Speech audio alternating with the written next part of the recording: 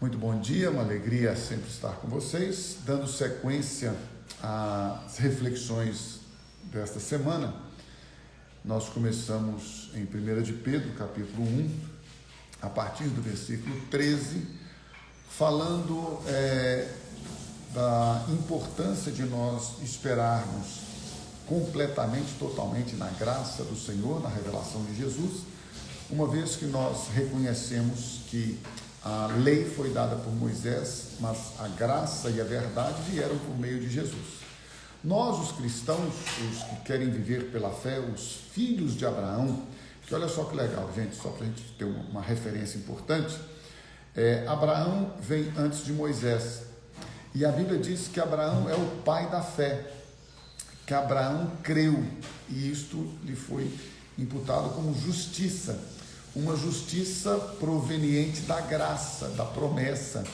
Então é muito legal porque posteriormente o povo de Deus, vendo que as outras nações tinham reis, então eles pediram reis, eles pediram sobre eles um reinado terreno, apesar de que a vontade de Deus desde sempre é que o povo fosse direcionado por ele, por Deus, como sendo Deus na pessoa do seu Filho Jesus, o Rei dos reis. As outras nações poderiam ter reis, governantes, dominadores, mas a nação de Israel, o povo de Deus, não precisava de reis terrenos, porque eles tinham sobre eles o Rei dos reis, que é Jesus, não é verdade?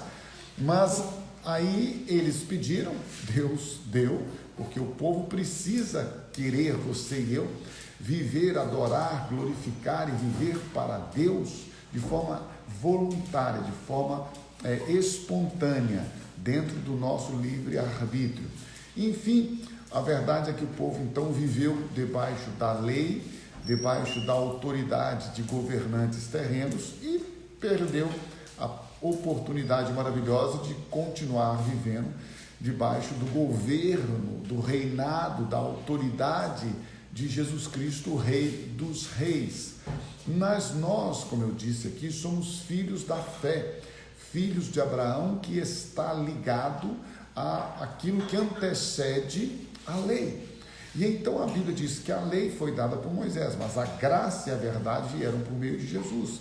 O apóstolo Pedro diz então: esperai inteiramente na graça que vos está sendo trazida na revelação de Jesus Cristo. E aí ele nos mostra a importância da obediência, uma vez que os filhos de Deus obedecem a Deus, não por uma imposição, não por ameaça, não por coação, não por constrangimento, mas obedecem a Deus porque receberam dele, do Pai, a filiação, a paternidade. Éramos todos nós filhos do diabo, criaturas de Deus, nos tornamos filhos do diabo por causa da rebeldia e desobediência para com Deus e sua palavra, mas em Cristo Jesus fomos regenerados, nascemos de novo, experimentamos uma nova vida, um novo coração, e agora com isso nos tornamos filhos de Deus, e como filhos de Deus andamos na luz, como filhos de Deus somos guiados pelo Espírito Santo de Deus. Como filhos de Deus agora nós podemos viver em obediência a Ele, porque segundo a própria palavra de Deus, profeticamente dita por Ezequiel, ele disse: dar-vos-ei coração novo, tirarei o coração de pedra, colocarei um coração novo, coração de carne, dar-vos-ei um espírito novo, colocarei o meu espírito dentro de vocês, e então vocês poderão obedecer às minhas leis, cumprir os meus mandamentos. Isso é maravilhoso para nós, porque quando a Bíblia diz como filhos da obediência, ou seja, nós hoje não somos filhos da rebeldia, da desobediência, nós somos filhos da obediência, porque o Espírito Santo habita em nós e nos capacita de forma sobrenatural e soberana a nos submetermos em obediência à palavra de Deus.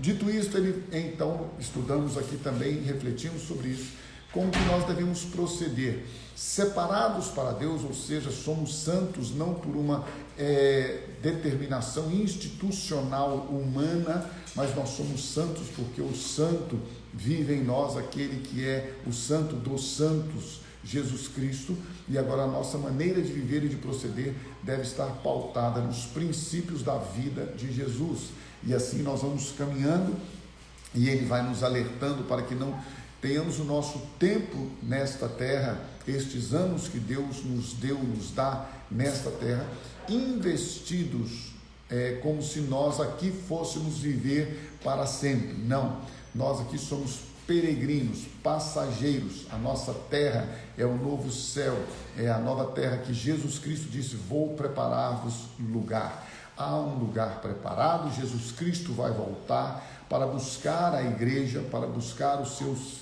irmãos, os filhos de Deus, para estarem com Ele para sempre. A eternidade está estabelecida dentro dos novos céus, nova terra que Deus preparou, tem preparado para os seus filhos. Depois ele diz que nós fomos resgatados pelo sangue do Cordeiro. A importância de você e eu entendermos que não é por prata, ouro, não é por coisas, por obras, não é por aquilo que fazemos, mas é pela misericórdia, graça, bondade, amor de Deus. Você e eu fomos comprados, adquiridos, resgatados pelo sangue do Cordeiro. Nós tínhamos sobre nós, porque nós mesmos nos rebelamos contra Deus, uma sentença: a alma que pecar, essa morrerá. Porque o salário do pecado é a morte espiritual, a morte eterna. Então Jesus vem e paga o preço da nossa dívida. Aquilo que você e eu devíamos para Deus em relação aos nossos pecados, Ele vem e paga com o seu sangue, mas Ele nos paga, Ele paga por nós, para que nós agora sejamos dele. Outrora nós éramos do diabo, das trevas, da impiedade, da malignidade. Agora nós somos comprados por Jesus, pelo sangue dele, resgatados, para sermos de Deus, vivermos para Deus e para a glória de Deus. Como eu já disse, tenho dito repetidas vezes aqui, dentro da normalidade do humano, do ser humano. Ninguém é impecável, ninguém é infalível, todos nós estamos sujeitos aos erros, aos pecados, a cair, a fraquejar. Aliás, a palavra de Deus diz que quando estamos fracos é que o poder de Deus se aperfeiçoa dentro de nós. Então daí a importância de sempre nos reconhecermos fracos por nós mesmos e fortes pela graça dele que opera em nós de maneira plena e abundante. Resgatados, portanto, pelo sangue do Cordeiro, nos tornamos filhos de Deus, filhos da obediência. E então ontem nós vimos a importância deste resgate por meio da palavra de Deus, que é viva, que permanece para sempre e que tem o poder de nos regenerar, gerar de novo, nos fazer de novo. Novo nascimento não é mudança de religião. Tem gente que acha que sai de uma religião ou de uma denominação, muda de religião e assim nasceu de novo. Tem gente que acha que ficou livre de um acidente que seria fatal e assim nasceu de novo. Tem gente que acha que passou por uma crise de saúde, como muitos têm passado nestes últimos tempos, nestes últimos meses, neste último ano praticamente. Já estamos quase completando agora 1 ano já desta pandemia. E então muitos que estiveram entubados e passaram por situações até mesmo onde os médicos disseram: olha, agora aqui só mesmo um milagre. E este milagre aconteceu e aí eles dizem: eu nasci de novo a partir daquela minha experiência de quase morte. Ok, eu sei que isso tudo pode ser uma expressão, que a gente use, não há nenhum problema, nenhum pecado. Mas biblicamente falando, pela palavra de Deus, nascer de novo é nascer do Espírito de Deus. Nascer de novo é nascer pela palavra de Deus. Nascer de novo é nascer pela manifestação da glória de Deus em nossas vidas. Então, o apóstolo Pedro diz que você e eu fomos regenerados, versículo 23 do capítulo 1. Você e eu fomos regenerados não de semente corruptível, mas de incorruptível, mediante a palavra de Deus, a qual vive e é permanente. E depois ele diz, a partir então do versículo número 25 do capítulo 1, e é isso que eu quero compartilhar brevemente com você nesta manhã. A palavra do Senhor, porém, permanece eternamente. Ora, esta é a palavra que vos foi evangelizada. Despojando-vos, esta expressão despojar, eu preciso fazer uma breve explicação para você aqui, é você remover, é você tirar do caminho, é você lançar para trás de você, colocar fora da sua vida, despojando-vos, portanto, de toda maldade e dolo, toda maldade, de toda hipocrisia e inveja. Olha que interessante, a Bíblia chama a atenção. Olha, gente, isso aqui eu acho que vale a pena a gente pensar um pouquinho. Pedro não está falando para quem não conhece o Evangelho. Pedro não está falando para, entre aspas, o incrédulo, o que não crê. Pedro não está falando para o ímpio. Pio é crer, no latim. Ímpio, não crer. Então, Pedro está falando, segundo ele mesmo escreveu, e eu vou ler para você, na sua epístola, esta primeira de Pedro, diz assim, ó, Pedro, apóstolo de Jesus Cristo, olha o que eu vou ler para você agora, aos eleitos, que são forasteiros, que são peregrinos, que são fugitivos, que fugiram, que estão espalhados, forasteiros, porque depois que veio a perseguição em Jerusalém, a galera deu um hashtag, partiu para o mundo.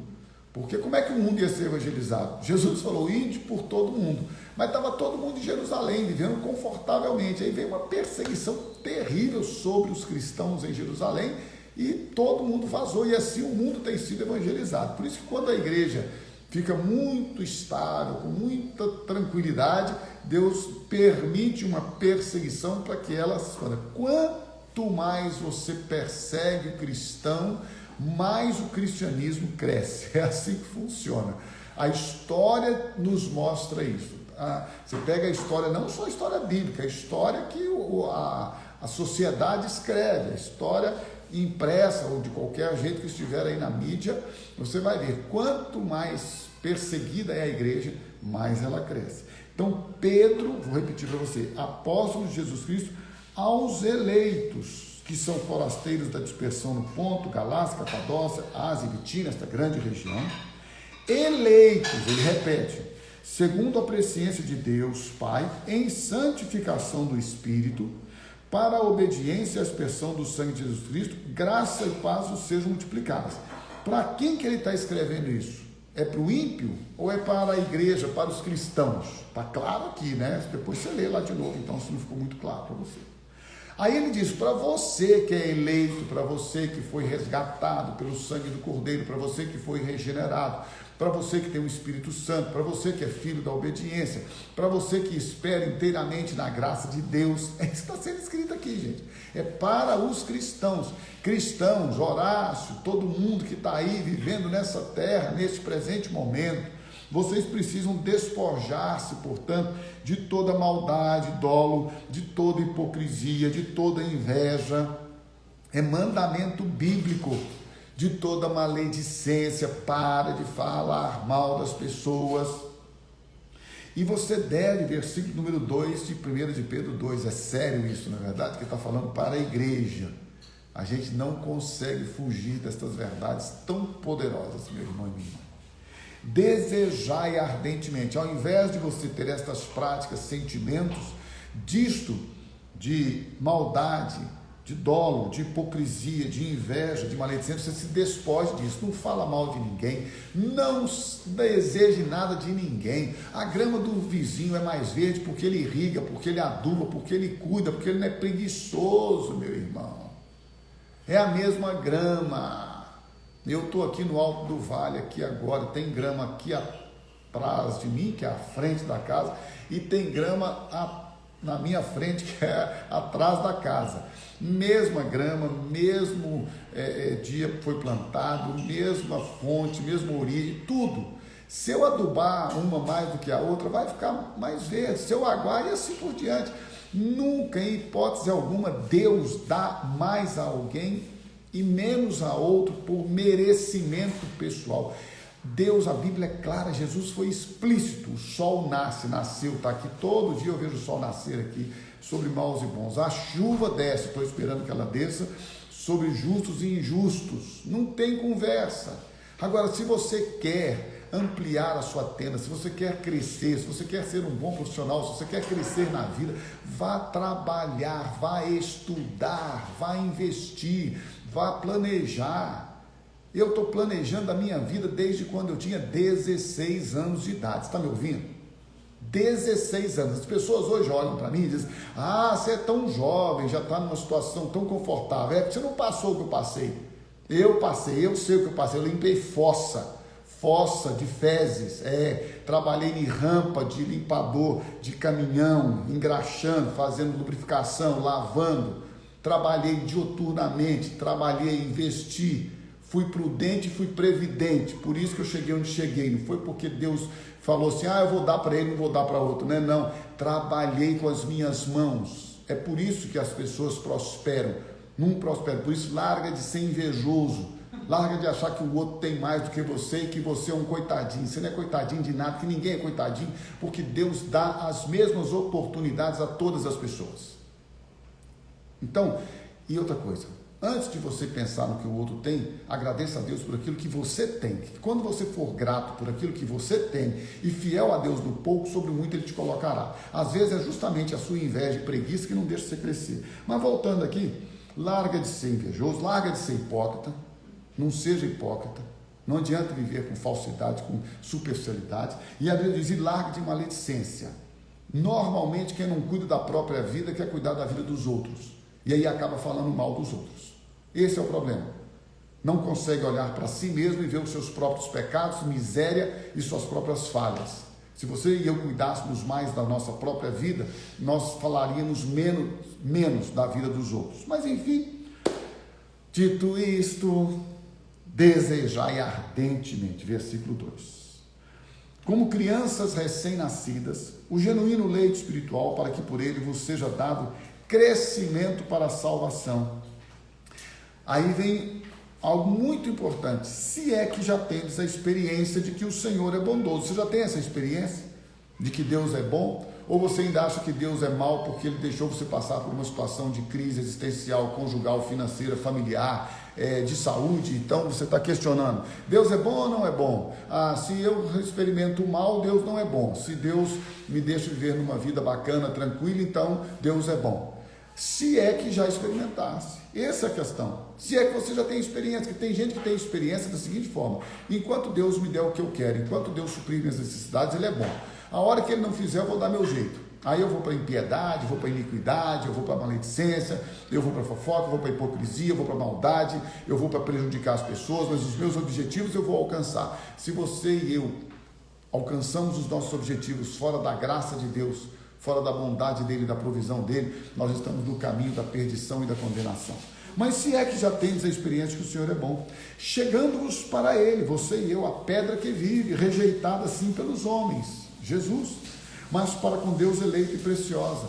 Também vós mesmos, você e eu, como pedras vivas, como pedras que vivem, sois edificados casa espiritual. Você e eu somos casa espiritual, nós somos habitação do Deus vivo. É por isso que você não precisa de ninguém te vigiando. Gente que precisa do outro vigiando ele é porque não é casa espiritual. Se você é nascido de novo, se você é regenerado, você não precisa de ninguém te vigiando. Discipulado não é para mandar em ninguém. Tem gente que acha: eu quero fazer discípulos, porque aí as pessoas vão aprender comigo, as pessoas vão prestar contas a mim. Você não entendeu nada do Evangelho, meu irmão. Discipular as pessoas é servi-las, é amá-las. Discipular é você dar a sua vida, é você socorrer, é você levar as cargas do outro. Discipular não é você mandar, discipular não é você ser professor. Porque o discípulo, ele esqueci o nome, um nome grego que eles usam lá, talmentinho, sei lá. Aí usa lá o nome, ele é o fulano, e faz uma firula nisso, e o mestre, então ele vai... meu irmão, fala essa coisa. Discipulador, se você é o discipulador, você é quem serve, você é quem ama, você é quem se sacrifica, você é quem se doa. Você não manda, ninguém lidera mandando, quem lidera servindo. Este é o reino de Deus, este é o paradoxo que deixa todo mundo louco. Nós vivemos num mundo, gente, em que quem manda mais tem mais autoridade. Deixa eu dar uma notícia para você: no reino de Deus, quem serve mais é quem tem autoridade. Essa gente que quer título, quer ter posição, quer ter cargo. Você não tem que ter cargo, você tem que ter encargo, você tem que ter responsabilidade. Bom, você pode saber que você é casa espiritual, não é para mandar, não é para ser senhor de ninguém, para ser de sacerdócio santo, a fim de oferecer sacrifícios espirituais agradáveis a Deus por intermédio de Jesus Cristo. Então você e eu vivemos para a glória dele, para o louvor dele, para exaltar a ele. Você e eu vivemos para que ele, através de nós, seja exaltado e glorificado. E quando não o é, quando nossa vida não glorifica a Deus, nós devemos nos arrepender, confessar nosso pecado, voltar atrás, consertar, arrepender, confessar e mudar de vida. Porque o que a gente tem infelizmente visto nos dias de hoje é que o cristianismo perdeu a essência do arrependimento. Eu não sou feito de bobo por ninguém, eu sei a minha posição, eu sei o que eu tenho de relevância a partir da pessoa de Cristo.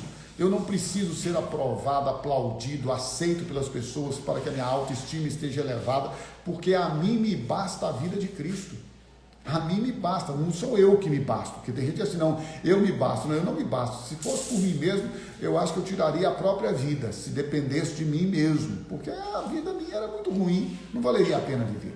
Só vale a pena viver, não por mim, mas por Ele. Ele em nós, esperança da glória. Cristo em vós, esperança da glória. Então, Ele me basta, eu não me basto, Ele me basta. Jesus Cristo é a minha fonte de vida, existência, essência, de motivação para viver. As pessoas gostam de mim, ótimo que gostam de mim, que bom. As pessoas me aprovam, legal, valeu. As pessoas me aceitam, puxa, que bom, vou conviver com mais gente. Ninguém me aprova, ninguém me aceita, ninguém me acha legal, só lamento. Se possível for, tende espaço com todos os homens, se possível. Se quiser ter paz comigo, tenha. Se não quiser, meu amigo, vai em paz, o Senhor te abençoe, te prospere, o Senhor te dê a paz e que você seja uma bênção. A vida é assim, meu irmão. Vamos ser realistas. Agora fica aí sofrendo porque a pessoa te abandonou, sofrendo porque a pessoa não te ama, sofrendo porque a pessoa não te aprova, sofrendo porque você quer ser amado pelas pessoas. Vá sentir-se amado por Deus, porque quem sente-se amado por Deus não é, em momento algum, entenda bem, não é, essa pessoa ela não é uma pessoa que tem baixa autoestima. Quem se sente amado por Deus sabe que este amor é o melhor, o maior, o mais poderoso, o mais importante amor que existe. É o amor de Deus que prova para você e para mim. Este amor, ele tem a prova do sacrifício. É isso que a Bíblia está dizendo. Se você e eu queremos ver o Evangelho, é viver pela graça. O amor de Deus nos basta. A graça dele nos sustenta, nos fortalece. Você deve viver como casa espiritual, como sacerdócio santo para oferecer sacrifício espiritual agradável a Deus por intermédio de Jesus Cristo. Essa é a sua, a minha, a nossa vida. Se você está esperando ser feliz por causa do outro, se você está esperando ter paz, nós falamos isso aqui ontem, pela ausência de problemas, de lutas e tribulações, eu vou te dar uma notícia não muito agradável. Primeiro, você não vai ser feliz nunca. Se você está esperando que a felicidade para a sua alma venha através de outras pessoas, não vou nem pedir desculpa não, mas você não vai ser feliz. Se você está esperando, entenda isso com clareza, que a paz interior venha da ausência de problemas, você vai ter paz não, meu filho. É luta o tempo todo, é luta, é tribulação, é provação, é tentação, é perseguição, mas em todas as coisas somos mais do que vencedores por aquele que nos amou. E a paz de Deus, que excede todo o entendimento, guardará os vossos corações, os vossos sentimentos em Cristo Jesus. É assim que funciona. Feliz é o homem que teme ao Senhor.